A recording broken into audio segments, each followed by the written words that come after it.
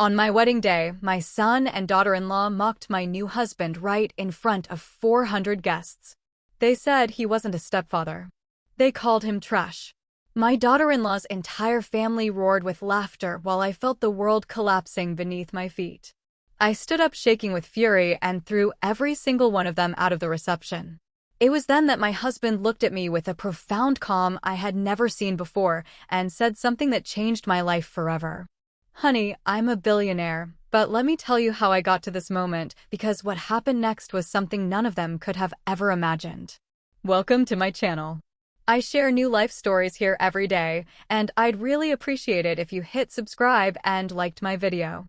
Now, let's jump back into my story. I'm sure you'll love it if you keep listening till the end.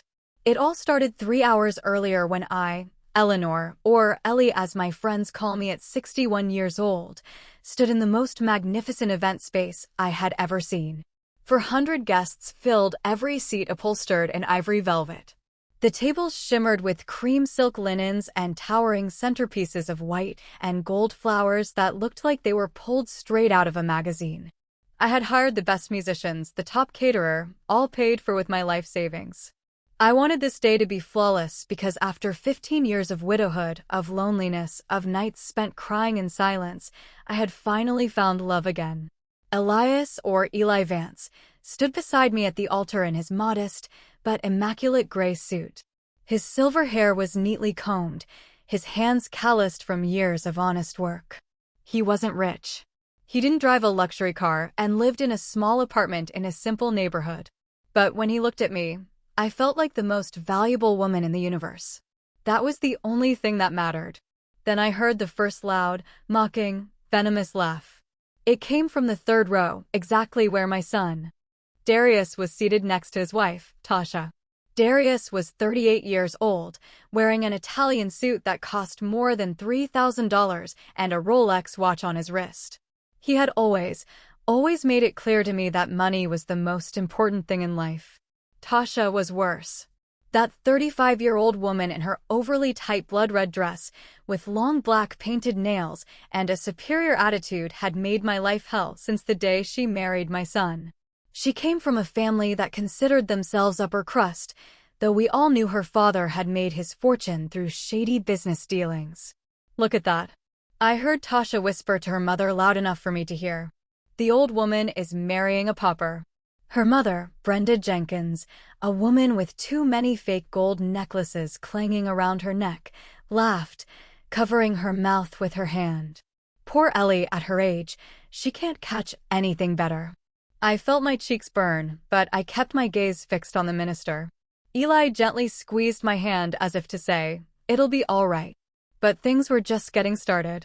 The officiant continued the ceremony, speaking about love, respect, and the sacred union of marriage.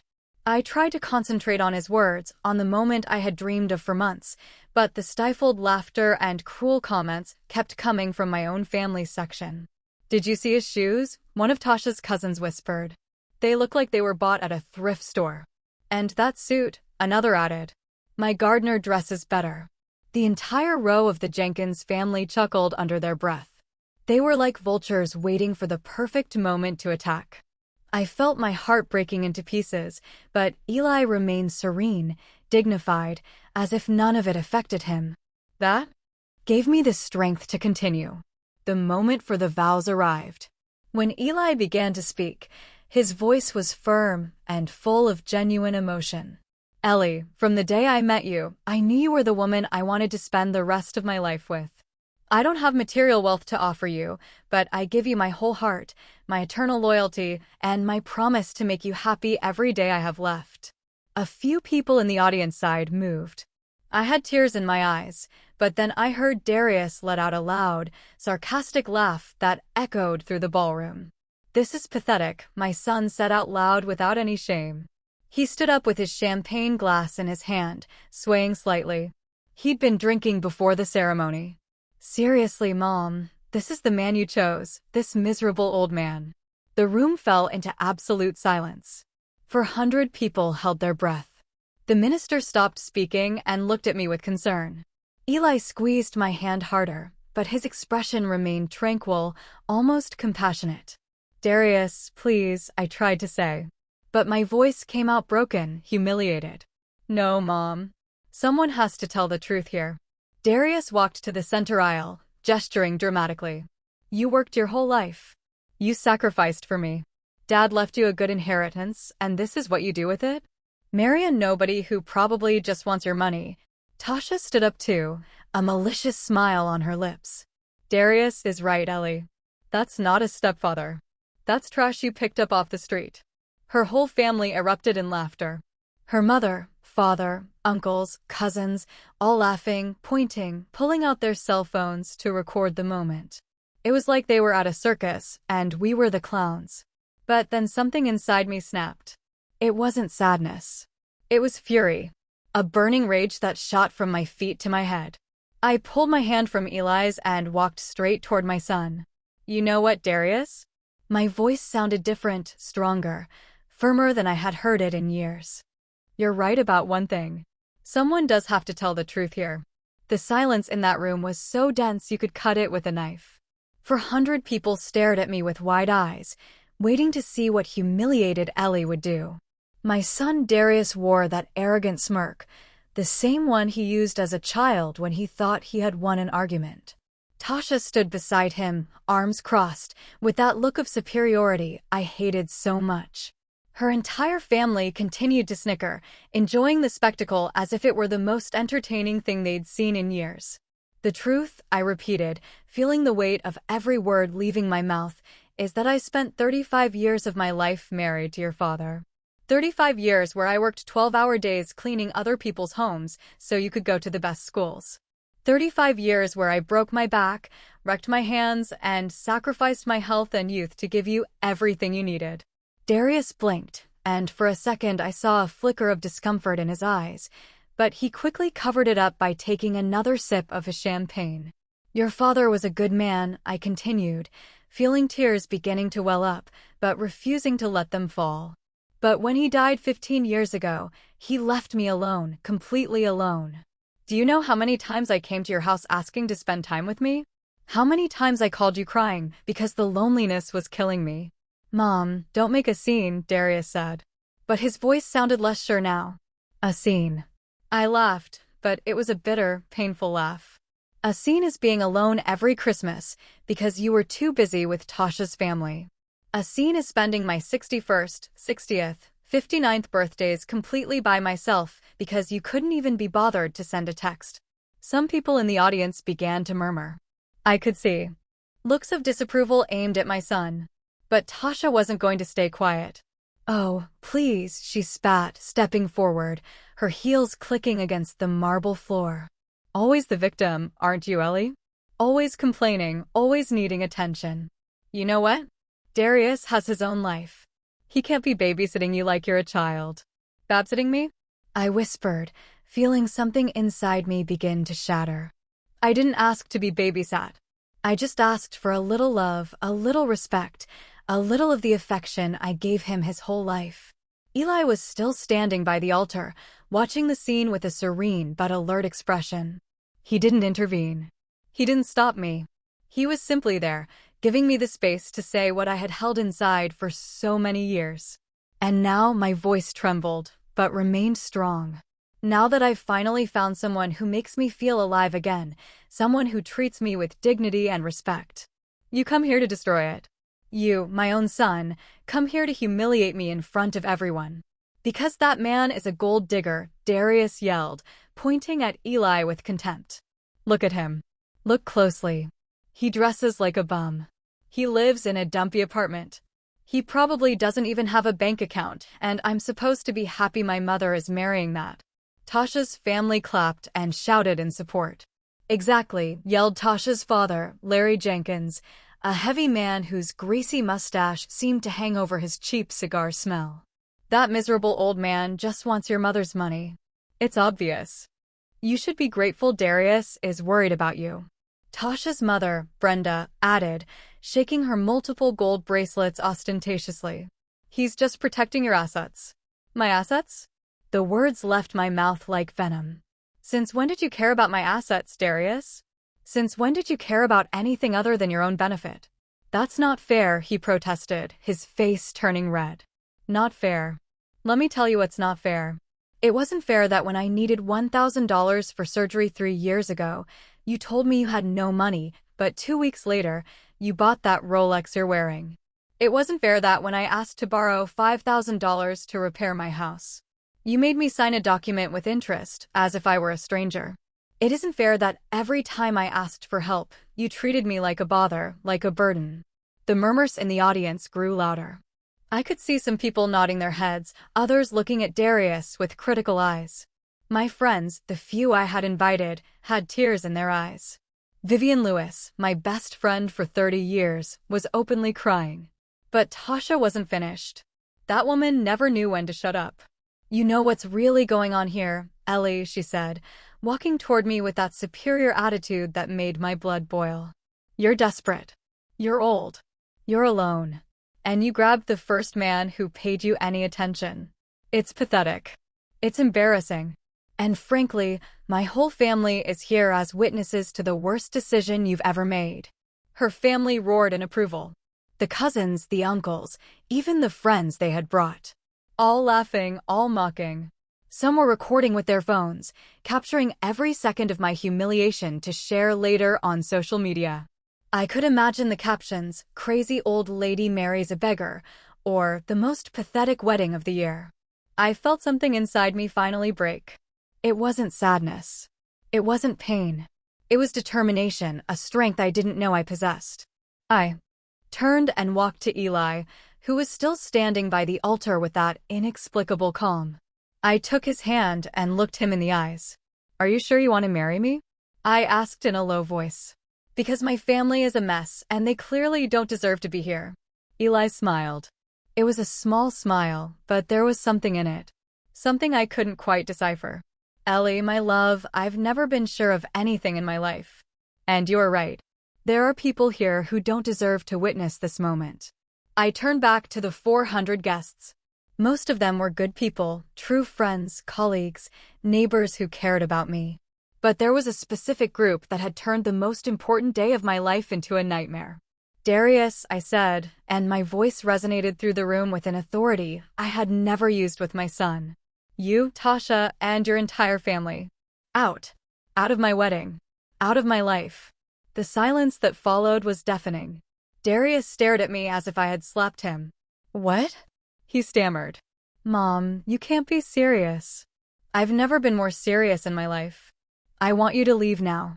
Tasha let out a hysterical laugh. "You're throwing us out? Your own family? Not my family?" I replied coldly. "You and your parasites?" "Yes. You have 5 minutes to leave this room or I'll call security." Darius looked at me as if he couldn't believe what he was hearing. His face went from shock to indignation in seconds. "You're throwing me out of your wedding, your only son." "Yes," I replied without hesitating for a second. "I'm throwing out you, your wife, and all those vipers you brought with you." Tasha stepped forward, her index finger pointing at me menacingly. Her black nails looked like claws ready to strike. "You can't do this, you stupid old woman. You have no right." "I have every right in the world. This is my wedding. I paid every cent for this event. I hired this venue. I paid for the food. I hired the musicians. And I have every right to decide who stays and who goes. And you are definitely going." Tasha's father, Larry, got up from his seat, his belly hanging over his belt. "Who do you think you are talking to us like that? My family has influence in this city. We can ruin you." "Ruin me then?" I said, feeling a boldness I didn't know existed inside me. "You've already ruined the most important day of my life. What more can you do to me?" Tasha's mother, Brenda, also stood up, making all her gold bracelets clink scandalously. "This is an insult, a total lack of respect. We came all the way here to support this ridiculous marriage, and this is how you repay us? Support?" I laughed bitterly. "You call mocking my husband, calling him trash, and humiliating him in front of everyone's support. That's not support. That's pure cruelty." One of Tasha's cousins, a young guy with too much hair gel, shouted from his table, "Your husband is trash. We all know it. Just look at him. He looks like a bum you picked up off the street." Several members of their family laughed and applauded. They were enjoying this. They were truly enjoying tearing me down on my own special day. Eli finally spoke. His voice was calm, almost gentle. But there was a tone of firmness I had never heard from him before. Young man, you don't know me. You know nothing about me, and yet you feel entitled to insult me. What does that say about you? The cousin immediately fell silent, as if something in Eli's voice had disarmed him. But Darius wasn't going to give up so easily. He approached me. His breath smelled of alcohol, and his face was red with fury. Mom, if you throw us out now, if you do this, you'll never see me again. You'll never see your grandkids again. I swear to God, those words hit me like a punch to the gut. My grandchildren, Miles, 6 years old, and Chloe, 4, I love them with all my heart. The thought of never seeing them again was devastating. But then I looked at Eli. I looked at this man who had treated me with more respect and dignity in 6 months of dating than my own son had in the last 15 years. And I knew I had to choose. I had to choose my own happiness for once in my life. If that is your decision, Darius, I said, and my voice cracked a little, but I didn't stop. Then so be it. I will not let you manipulate me anymore. I will not let you use me as your personal bank while treating me like trash when you don't need me. You're selfish, Tasha screamed. A selfish old woman who is choosing a stranger over her own family. He's not a stranger, I replied calmly. He's the man I love. And if you can't respect that, then you don't have a place in my life. Darius looked at me with so much hatred that it almost made me step back. You're going to regret this when that old man robs you of everything you have. When he leaves you with nothing, don't come crying to my door for help.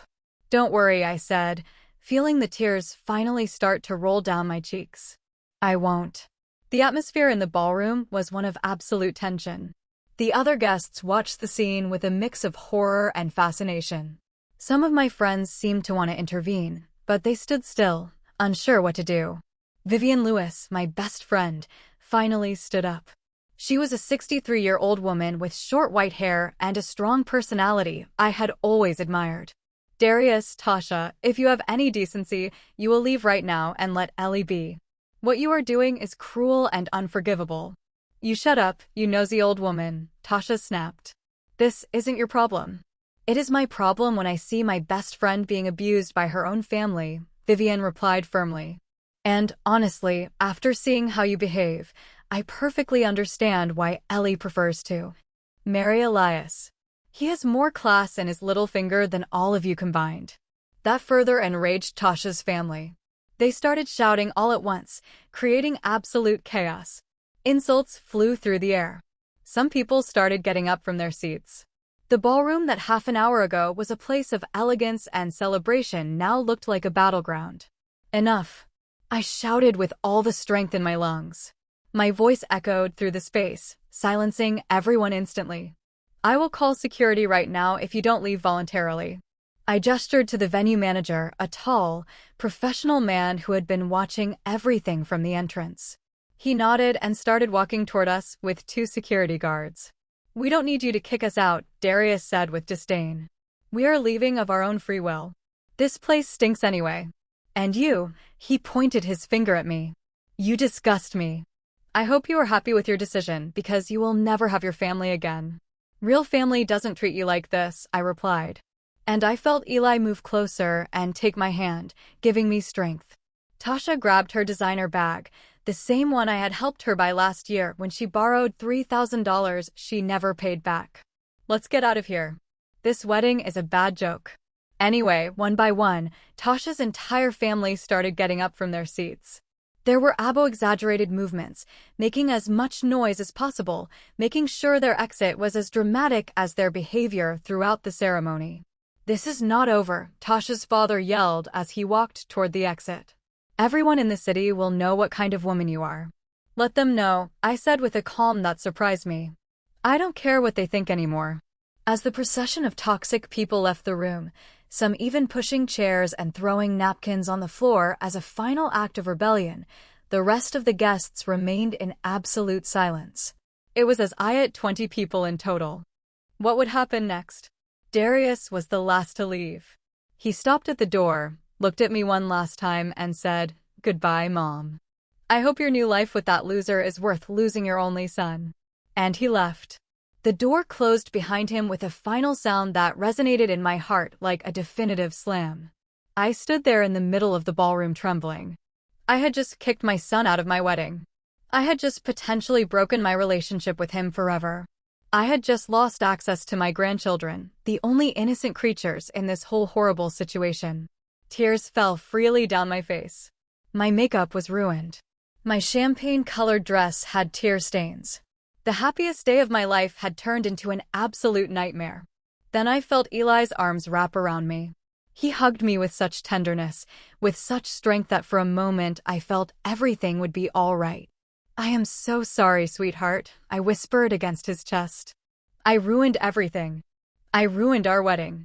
You didn't ruin anything, he said softly, stroking my hair. You did the right thing, the brave thing. And I'm very proud of you. We stayed like that for a moment, embraced in the middle of the chaos that remained. The other guests slowly began to applaud. First Vivian, then other friends, until the whole room was clapping. It wasn't applause for celebration. It was applause for support, for solidarity. Eli gently separated from me and took my hands. He looked me in the eyes with an intensity one had never seen before. Ellie, my love, there's something I need to tell you. What is it? I asked, wiping my tears. He took a deep breath as if he were about to reveal something momentous. I'm not who you think I am. My heart stopped for a second. What did that mean? After everything that had just happened, now he had a secret too. Eli, what are you saying? My voice trembled. He smiled, but it was a strange smile, sad and happy at the same time. Honey, I'm a billionaire. I stared at him as if he had spoken in a foreign language. The words had come out of his mouth. They had reached my ears, but my brain refused to process them. What did you say? I am a billionaire, Eli repeated with absolute calm. I have over $2 billion in assets, properties in a dozen countries, companies, investments, everything. I felt my legs begin to fail. Vivian rushed toward me and held my arm. Ellie, breathe. Breathe, friend. But I couldn't breathe. I couldn't think. Everything that had happened in the last hour, the humiliation, the pain, kicking out my own son, and now this. I don't understand. I don't understand anything. You live in a small apartment. You drive an old car. Your clothes. It's all a conscious choice, Eli said, and his voice was so gentle that it made me want to cry again.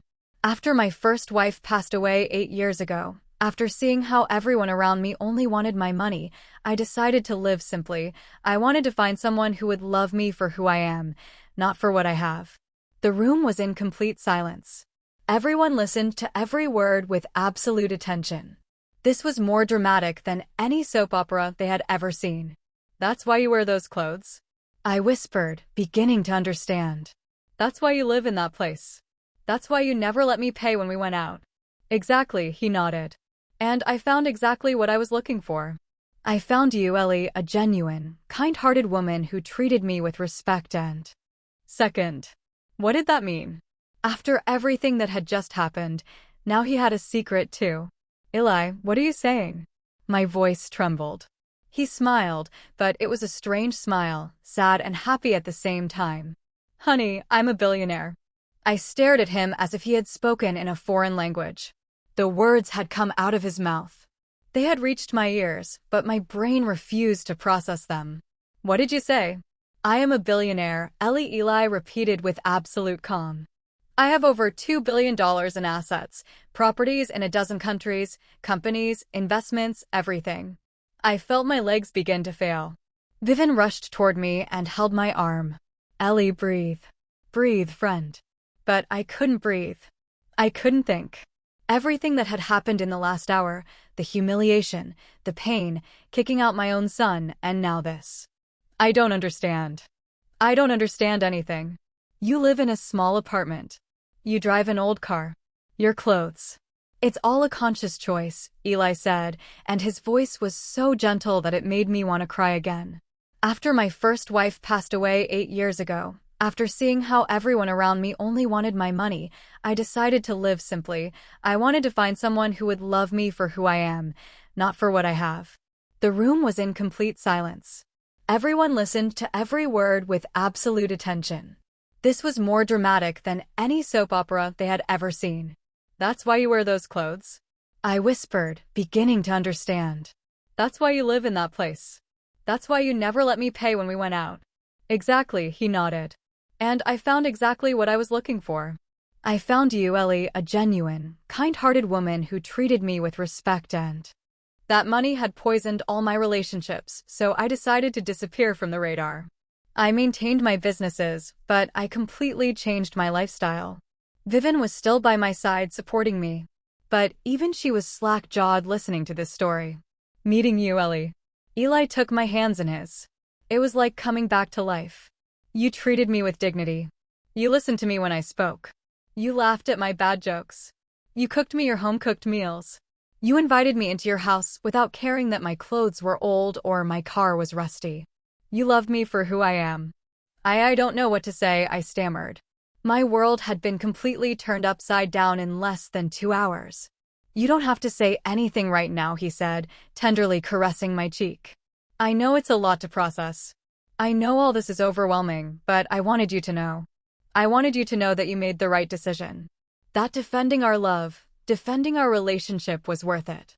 Suddenly, everything began to click into place in my mind like puzzle pieces.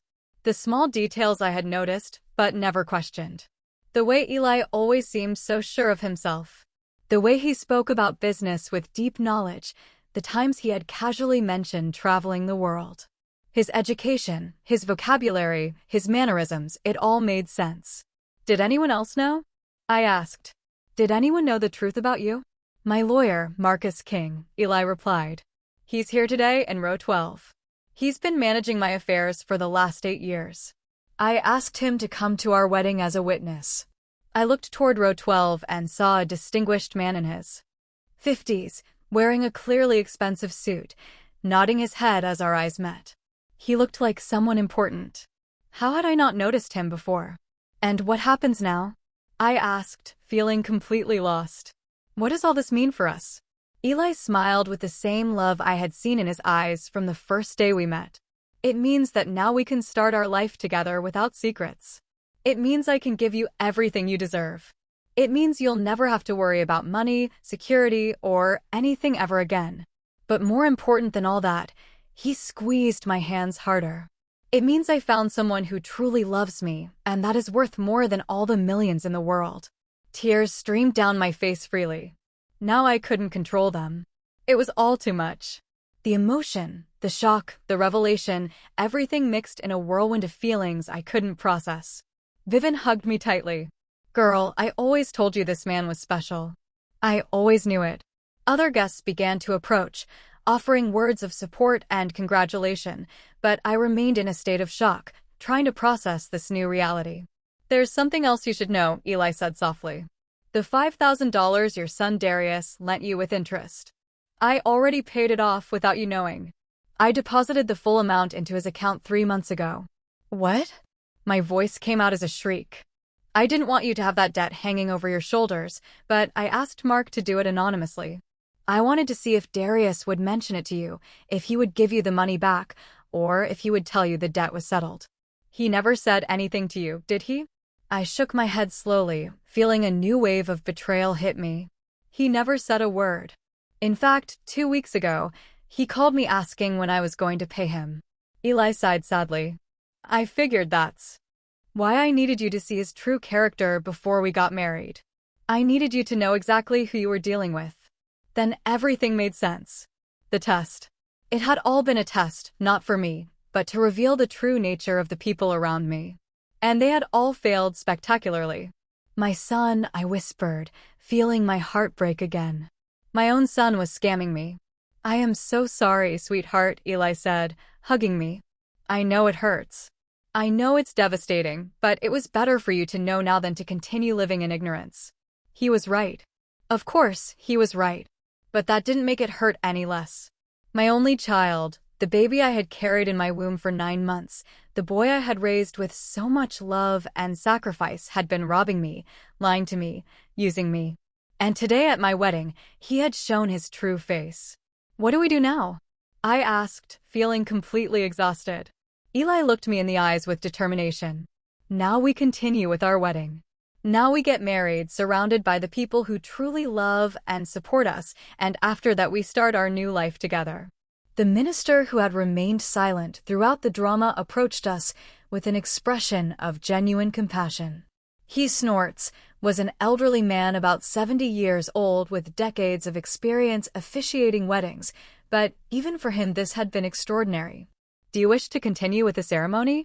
he asked softly. I looked at Eli. I looked at the room full of people who had witnessed my humiliation and my defense. I looked at Vivian, who was smiling at me through her tears. And I knew the answer. "Yes," I said firmly. "Yes, we want to continue." The next few minutes were a whirlwind of emotion. The minister resumed the ceremony where we had left off. This time there were no interruptions, no cruel laughter, no hurtful comments. There was only love, support, and a completely different energy in the atmosphere. When Eli placed the ring on my finger, I felt as if, after losing my first wife, I realized that money attracted the wrong kind of people. I wanted to find true love, not self-interest. And I found it in Ellie. This woman loved me when she thought I was a simple retired laborer. She gave me her heart without expecting anything in return. And that, my friends, is priceless. He took my hand and raised me. So I stood beside him. So now I want to promise her in front of all of you that I will dedicate the rest of my life to making her happy, to giving her everything she deserves, and to protecting her from anyone who tries to harm her. The ovation was deafening. Vivian was openly weeping. Other friends hugged each other, moved. It was as if everyone shared my happiness in a deep, genuine way. But in the midst of all that joy, my mind kept returning to one image. Darius's face as he left the room, the rage, the contempt, the absolute certainty that I was making the biggest mistake of my life. And I wondered what he was thinking now. Had he heard the rumors about who Eli really was? Did he know he had insulted and humiliated a billionaire? As if Eli could read my thoughts, he leaned toward me during the dance and whispered, "I know you're thinking about him. It's normal. He's your son." "I can't help it," I admitted. "Despite everything he did, he's still my son, and it hurts. It hurts so much." "I know, sweetheart, and I don't expect that to change overnight. But I want you to know something. The fact that he's your son doesn't give him the right to abuse you. Family love shouldn't include abuse, manipulation, or humiliation." He was right. I knew it in my heart. But a mother's heart is complicated. You can know your child has hurt you deeply and still love them. You can recognize their toxicity and still miss them. It's a painful contradiction only mothers fully understand. The party continued into the late hours of the night. We danced, ate cake, and toasted with champagne that cost more than I used to earn in a month cleaning houses. It was all surreal. This morning, I had woken up as Ellie, the 61-year-old woman who had worked hard all her life to survive. Now I was going to sleep as Ellie Vance, the wife of a billionaire. When we finally retired to the bridal suite Eli had reserved at the city's most luxurious hotel, I felt overwhelmed by everything. The room was larger than my entire apartment. It had floor-to-ceiling windows overlooking the entire illuminated city, a massive bed with sheets that probably cost thousands of dollars, and a marble bathroom with a tub that looked like a small pool. "Are you all right?" Eli asked, taking off his jacket. I sat on the edge of the bed, still wearing my champagne-colored dress. "Honestly, I don't know. I feel like I'm in a dream, or maybe a nightmare, or both at the same time." Eli sat beside me and took my hand. "I know it's a lot to process. Everything changed in a matter of hours, but I want you to know something very important, Ellie. Nothing between us has changed. I'm still the same man you met 6 months ago. The same man who fell in love with your laugh, your kindness, your strength. Money is just money. It doesn't define who I am. But it changes everything." I whispered. "It changes absolutely everything." "It doesn't have to," he insisted. "We can continue to live simply if that's what you want. Or we can enjoy some comforts. You decide. This is our life now. Our decision." I looked into his eyes and saw the same tenderness I had always seen, the same gentleness, the same love. And I realized he was right. The money hadn't changed him. He was still Eli. My Eli. I want to ask you something, I said after a moment of silence. Why me? Of all the women you could have chosen, why did you choose a 61-year-old widow with a problematic son and a complicated life? Eli smiled, and it was that smile that made my heart melt. Do you remember the day we met? I nodded. It had been at the local farmer's market. I was buying vegetables, trying to find the cheapest ones. He was in the same aisle and our carts had accidentally bumped. You apologized about 5 times, Eli recalled with a smile. And then, when you saw a tomato had fallen out of my cart and rolled under a shelf, you knelt down to pick it up. You knelt down on your bad knee that always bothers you just to retrieve my tomato. And when I handed it back to me and I thanked you, you smiled at me with such warmth, such genuine kindness that I knew in that moment you were special. I didn't remember that detail about the tomato. It had been such a small, insignificant gesture. Afterward, he continued, we started running into each other regularly at the market, always on Thursday mornings. And every time I saw you, I learned something new about you. Your patience with the vendors, your generosity toward the children selling sweets on the street, the way you greeted everyone with respect, no matter who they were. I saw your soul, Ellie, and I fell in love with it. Tears started falling down my cheeks again.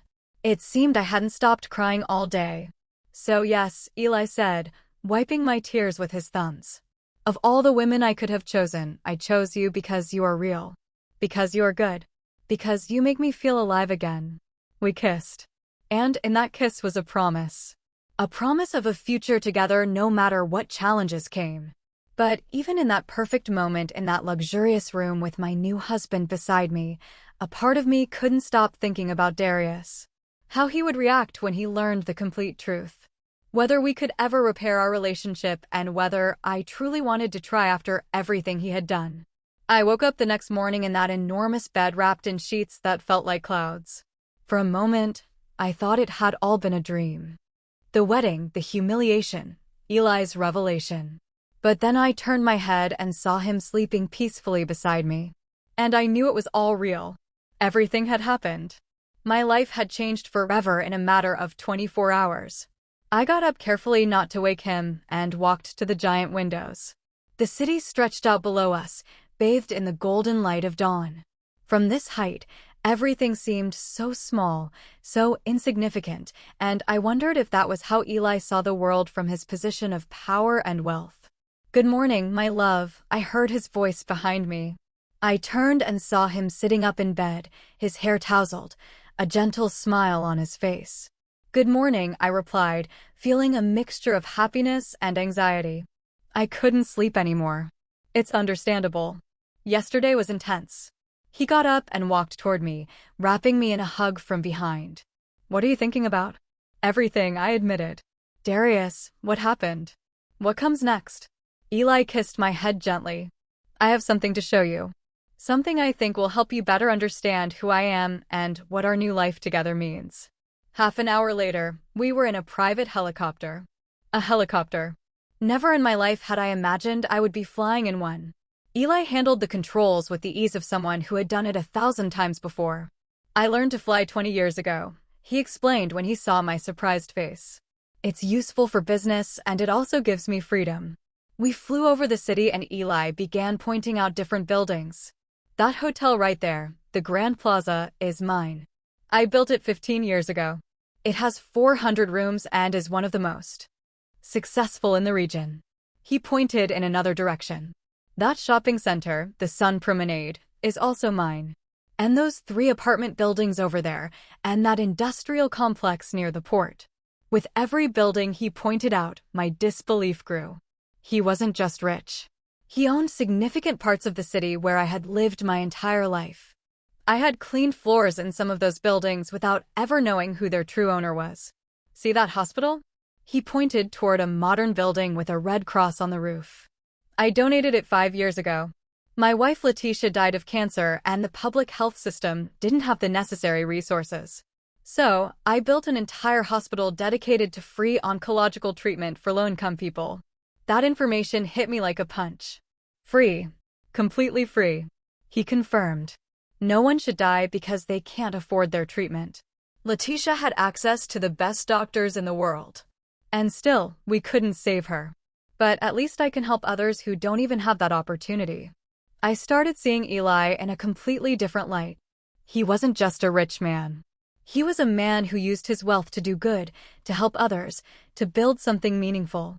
I also have foundations, he continued as we landed on the rooftop of an impressive building, the headquarters of Vance Development Group. One for educational scholarships, another for social housing, and one for entrepreneurs who need seed capital but can't access bank loans. We got off the helicopter and entered the building. The offices were elegant but not ostentatious. Employees were working in bright open spaces. Everyone greeted Eli with genuine respect, not the servile fear I had seen in other places where bosses were dreaded. "I want to introduce you to someone," Eli said, guiding me toward a large office on the top floor. Inside was Marcus King, the lawyer he had mentioned at the wedding. He was a distinguished man in his 50s with silver hair and an imposing presence. "Mrs. Hayes," he greeted me with a slight bow. "It is an honor to finally meet you properly. Eli has spoken a lot about you over the last 6 months." "Really?" I asked, surprised. Of course, Mark smiled. He constantly told me he had found someone special, someone genuine. And after what I witnessed at the wedding yesterday, I can confirm he was right. Eli gestured for us to sit down. "Mark, show Ellie the documents we prepared." Mark opened a leather folder and pulled out several papers. "Mrs. Hayes, your husband has prepared some important documents. First, he has added your name to all his main bank accounts. You have complete access to all his funds." My mouth dropped open. "What?" "No, I can't accept that. We just got married yesterday."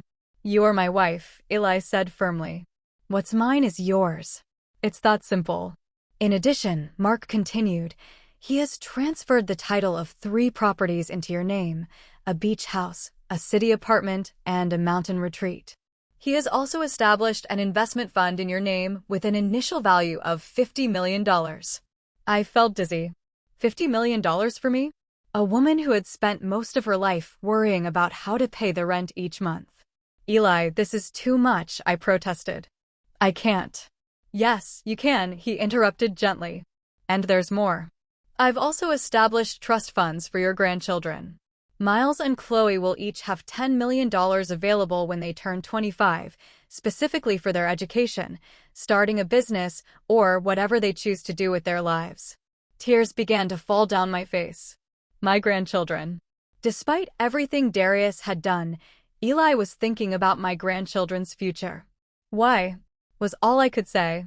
"Because they are innocent," Eli replied. "Because they are not to blame for their parents." Distinguished man in his 50s with silver hair and an imposing presence. "Mrs. Hayes," he greeted me with a slight bow. "It is an honor to finally meet you properly. Eli has spoken a lot about you over the last 6 months." "Really?" I asked, surprised. Of course, Mark smiled. He constantly told me he had found someone special, someone genuine.